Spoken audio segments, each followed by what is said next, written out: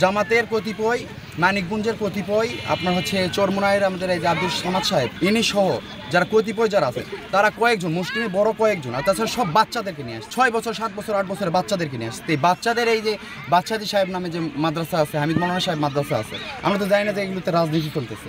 স্থানীয়ভাবে আমরা চাচ্ছিলাম যে এটা না হোক, তাছাড়া তো ধর্মীয় কারণ তো আছে। স্থানীয়ভাবেই আমরা চাচ্ছিলাম যে এই খেলাটা এখানে মানে শুরু না হোক। এইটা কোনো দলীয় ব্যানারে নয়, এটা আলিম ওলামারা এবং সাধারণ মানুষ এই প্রতিরোধ গড়ে তুলেছে। মেয়েদের খেলা হওয়ার কথা ছিল, কিন্তু কিছু মুরব্বীরা আছে তারা খেলা উপভোগ করতে আসে, কিন্তু মেয়েদের খেলা তারা দেখতে চায় না। এই জন্য আর কি মানা করতে প্রথমে শোনে না এরা, তার পরবর্তীতে এই জন্য ওরা খেলা বন্ধ করার জন্য মাটি করছে।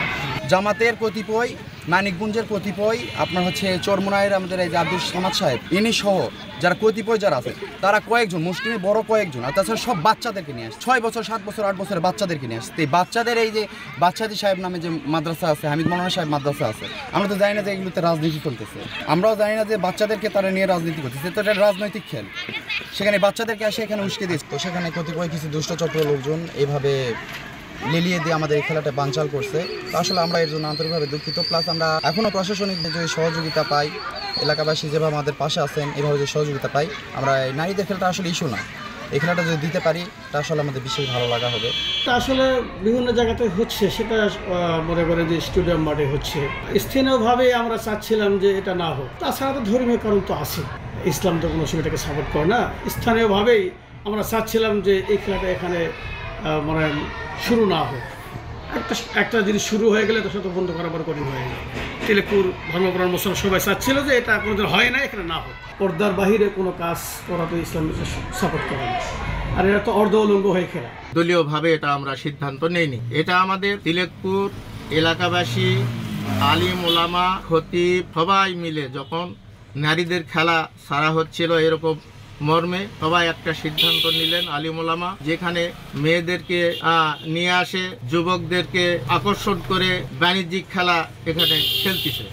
এইটা কোনো দলীয় ব্যানারে নয়, এটা আলিম ওলামারা এবং সাধারণ মানুষ এই প্রতিরোধ গড়ে তুলেছে। সরকারি খেলার বিপক্ষে নয়, কিন্তু এখানে যে অশ্লীলতা হচ্ছে এই অশ্লীলতা বন্ধ করার আমাদের ইমানি দায়িত্ব। যেহেতু আমরা আলিম, কোরআন পাঠ করি, কোরআন পড়ি।